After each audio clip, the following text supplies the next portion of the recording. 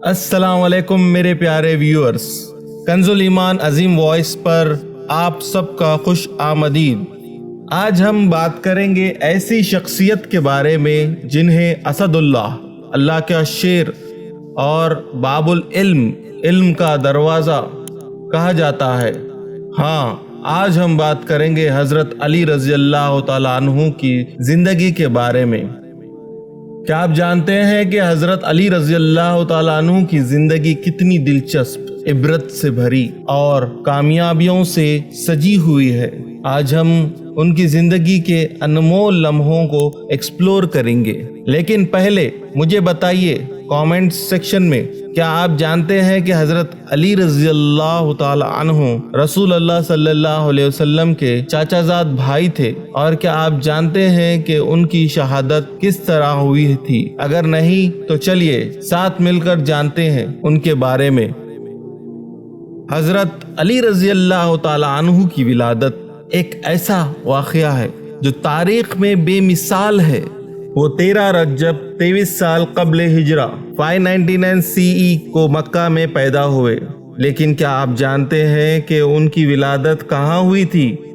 हज़रत अली रज़ी अल्लाह तआला अन्हु काबे के अंदर पैदा हुए थे। ये इज़्ज़त सिर्फ उन्हीं को नसीब हुई। उनका बचपन बहुत मुश्किल हालात में गुजरा। मक्का में उस वक्त कहत साली थी। रसूल अल्लाह सल्लल्लाहु अलैहि वसल्लम ने अपने चाचा अबू तालिब के घर का बोझ कम करने के लिए हज़रत अली रज़ी अल्लाह तआला अन्हु को अपने घर में रखा और उनकी परवरिश की। क्या आप सोच सकते हैं कि बचपन से ही रसूल अल्लाह सल्लल्लाहु अलैहि वसल्लम के साथ रहने का क्या असर हज़रत अली रज़ी अल्लाह तआला अन्हु की शख्सियत पर हुआ? अपने जवाब कमेंट सेक्शन में ज़रूर दीजिए। जब रसूल अल्लाह सल्लल्लाहु अलैहि वसल्लम ने पहली वही के बाद अपनी दावत शुरू की तो हज़रत अली रज़ी अल्लाह तआला अन्हु उस वक्त सिर्फ 10 साल के थे। जब उन्होंने नबी सल्लल्लाहु अलैहि वसल्लम से इस्लाम के बारे में सुना तो बिला तामुल इस्लाम कबूल कर लिया। वो बच्चों में सबसे पहले मुसलमान थे। हज़रत अली रज़ी अल्लाह तआला अन्हु ने कभी बुत परस्ती नहीं की। अल्लाह की कसम खाते हुए कहते थे, मैंने कभी बुत को सजदा नहीं किया। उस दौर में इस्लाम कबूल करना कितना मुश्किल था। हर तरफ दुश्मनी और मुखालिफत थी, लेकिन हज़रत अली रज़ी अल्लाह तआला अन्हु ने बेखौफ होकर इस्लाम कबूल किया। सवाल ये है कि आज हम अपने ईमान पर कितना साबित कदम है। क्या हम थोड़ी सी मुश्किलात आ जाने पर अपने उसूल से पीछे हट जाते हैं? मक्का के मुशरिकों ने जब रसूल अल्लाह सल्लल्लाहु अलैहि वसल्लम को शहीद करने का मंसूबा बनाया तो उस रात क्या हुआ? हज़रत अली रज़ी अल्लाह तआला अन्हु ने अपनी जान की परवाह किए बिना रसूल अल्लाह सल्लल्लाहु अलैहि वसल्लम के बिस्तर पर सो गए ताकि दुश्मन उनको नबी सल्लल्लाहु अलैहि वसल्लम समझ ले। और इतने में रसूल अल्लाह सल्लल्लाहु अलैहि वसल्लम हज़रत अबू बकर सिद्दीक़ रज़ी अल्लाह तआला अन्हु के साथ हिजरत कर जाए। सोचिए ज़रा कितनी अजीम फिदाकारी थी। पूरी रात घिरे हुए दुश्मनों के बीच मौत का सामना करते हुए सिर्फ 22 या 23 साल की उम्र में अल्लाह ताला ने इस वाक़ये पर ये आयत नाजिल फरमाई, और लोगों में से वो भी है जो अल्लाह की रज़ा के लिए अपनी जान बिछा देते हैं, और अल्लाह अपने बंदों पर बहुत मेहरबान है। हिजरत के बाद मदीना में हज़रत अली रज़ी अल्लाह तआला अन्हु की शादी रसूल अल्लाह सल्लल्लाहु अलैहि वसल्लम की सबसे प्यारी बेटी हज़रत फ़ातिमा रज़ी अल्लाह तआला अन्हु से हुई। ये शादी 2 हिजरी में हुई जब हज़रत अली रज़ी अल्लाह तआला अन्हु 24 साल के थे और हज़रत फ़ातिमा रज़ी अल्लाह तआला अन्हा 18 साल की। इस शादी में जहेज़ के तौर पर क्या दिया गया? सिर्फ एक चटाई, एक चादर, 2 हाथ चक्की, एक पानी का मशकीसा और 2 मिट्टी के बर्तन। कितनी सादी थी।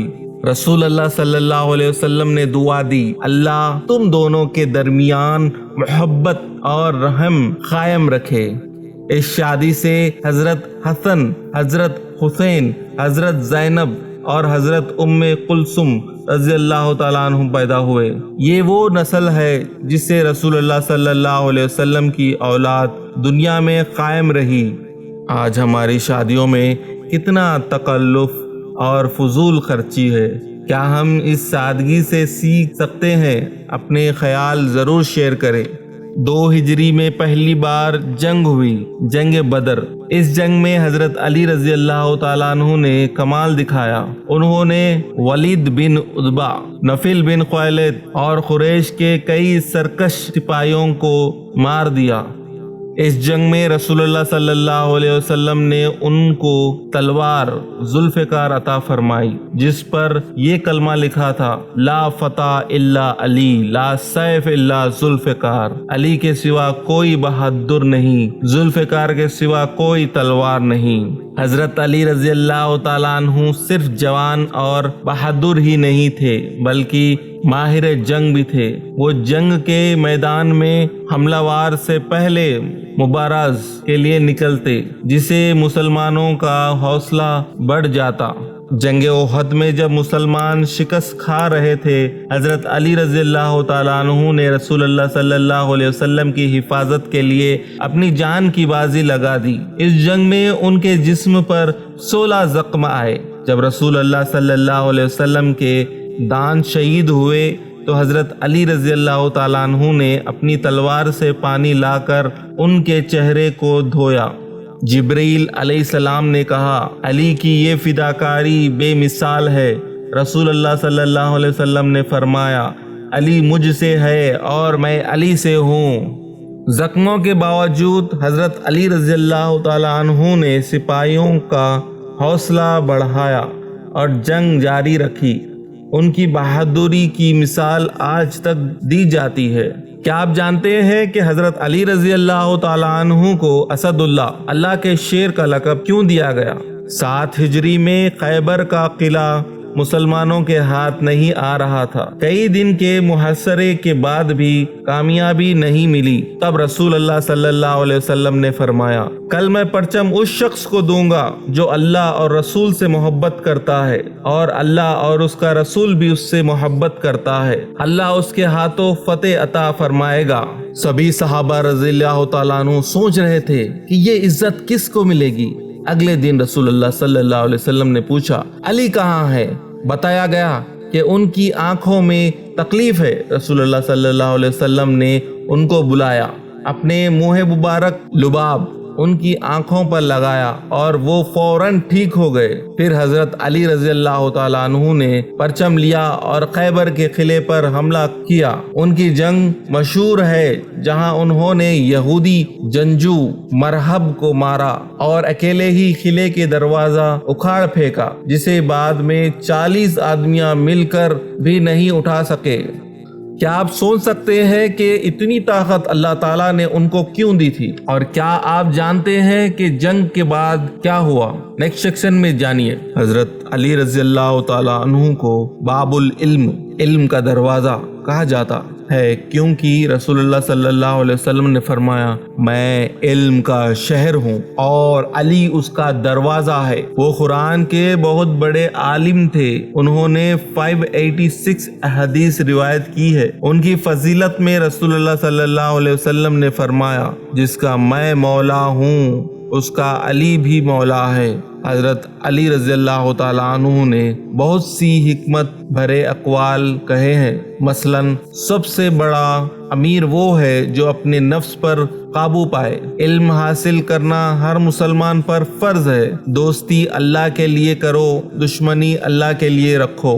دنیا آخرت کی کھیتی ہے۔ کیا آپ حضرت علی رضی اللہ تعالیٰ عنہ کے کوئی اور حکمت بھرے اقوال جانتے ہیں؟ کامنٹ سیکشن میں شیئر کریں۔ حضرت علی رضی اللہ تعالیٰ عنہ بہت سادے انداز میں زندگی گزارتے تھے۔ خلیفہ ہونے کے باوجود ان کی زندگی عام انسانوں کی طرح تھی۔ انہوں نے کبھی محلوں میں نہیں رہے، نہ ہی قیمتی لباس پہنے۔ ایک بار کسی نے ان سے پوچھا: آپ خلیفہ ہیں پھر بھی اتنے سادگی سے رہتے ہیں؟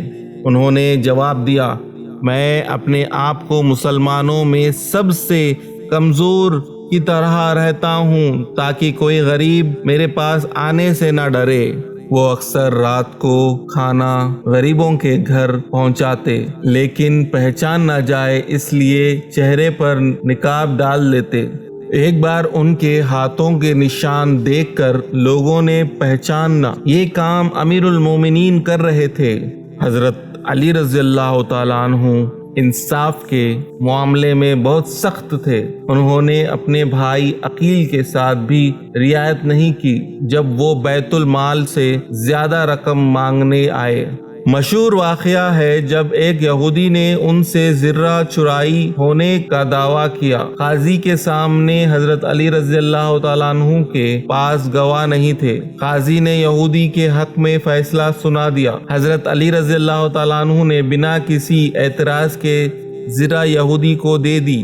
یہودی نے یہ دیکھ کر کہا، یہ ہے سچے خلیفہ کا انصاف، اور پھر وہ مسلمان ہو گیا اور زرہ واپس کر دی۔ حضرت علی رضی اللہ تعالیٰ عنہ کے دور خلافت میں پہلا فتنہ جنگ جمل تھا، 36 ہجری۔ حضرت عائشہ رضی اللہ تعالیٰ عنہ کی قیادت میں ایک لشکر نے قصاص عثمان کے نام پر جنگ کی۔ اس جنگ میں حضرت علی رضی اللہ تعالیٰ عنہ نے اپنے ساتھیوں کو حکم دیا، زخمیوں کو مت مارو، بھاگتے ہوئوں کا پیچھا نہ کرو، عورت اور بچوں کو نقصان نہ پہنچاؤ۔ جب جنگ ختم ہوئی، حضرت علی رضی اللہ تعالیٰ عنہ نے حضرت عائشہ رضی اللہ تعالیٰ عنہ کا پورا احترام کیا اور ان کے لیے خاص انتظام کر کے ان کو مدینہ واپس بھیجا۔ 37 ہجری میں حضرت علی رضی اللہ تعالیٰ عنہ اور امیر شام حضرت معاویہ رضی اللہ تعالیٰ عنہ کے درمیان جنگ ہوئی۔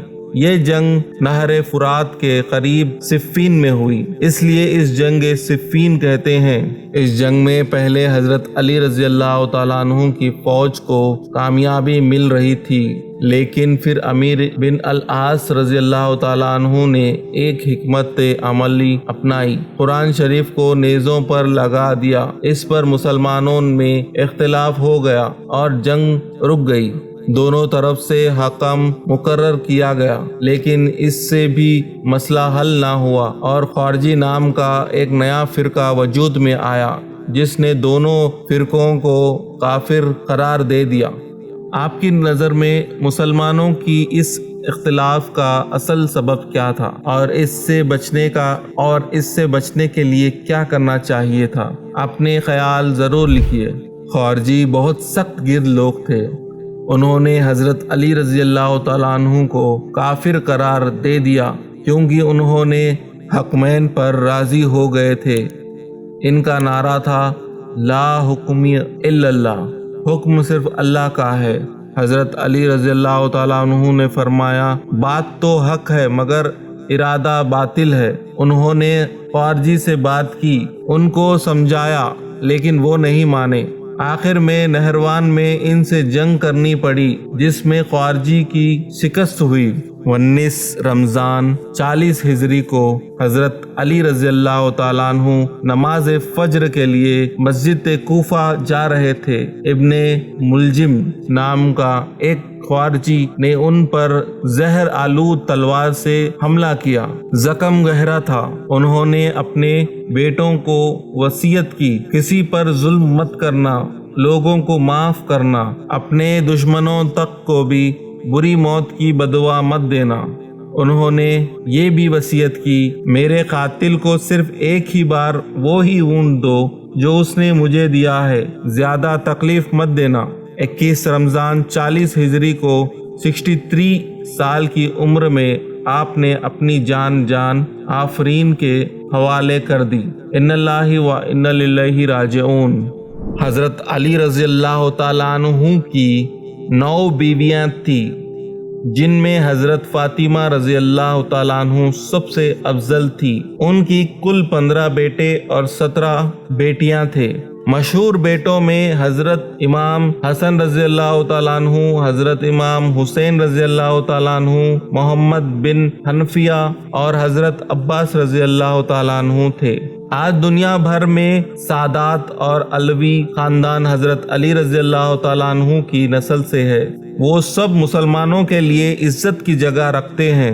کیا آپ جانتے ہیں کہ حضرت علی رضی اللہ تعالیٰ عنہ کی اولاد کی کتنی شاخیں آج موجود ہے؟ ریسرچ کر کے بتائیے۔ اہل سنت والجماعت کے عقیدت کے مطابق خلفائے راشدین کی ترتیب یہ ہے: حضرت ابو بکر صدیق رضی اللہ تعالیٰ عنہ، حضرت عمر فاروق رضی اللہ تعالیٰ عنہ، حضرت عثمان بن عفان رضی اللہ تعالیٰ عنہ اور حضرت علی رضی اللہ تعالیٰ عنہ۔ حضرت علی رضی اللہ تعالیٰ عنہ عشرۂ مبشرہ، وہ 10 صحابہ جن کو زندہ ہی جنت کی بشارت دی گئی میں سے ہے۔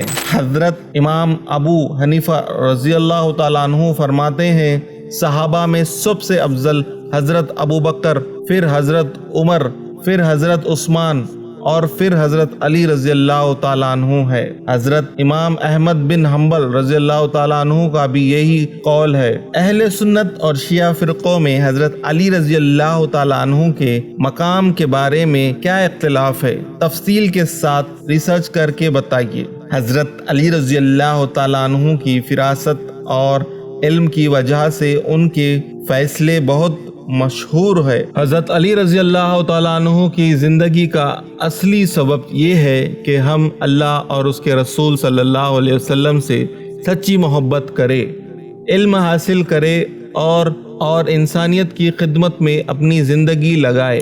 دوستو، مجھے امید ہے کہ آج کا ایپیسوڈ آپ کو پسند آیا ہوگا۔ اگر آپ کو یہ ویڈیو اچھا لگا تو لائک کریے، چینل کو سبسکرائب کریے اور اپنے دوستوں کے ساتھ شیئر کریے۔ اگلے ایپیسوڈ میں ملیں گے انشاءاللہ۔ تب تک کے لیے اللہ حافظ۔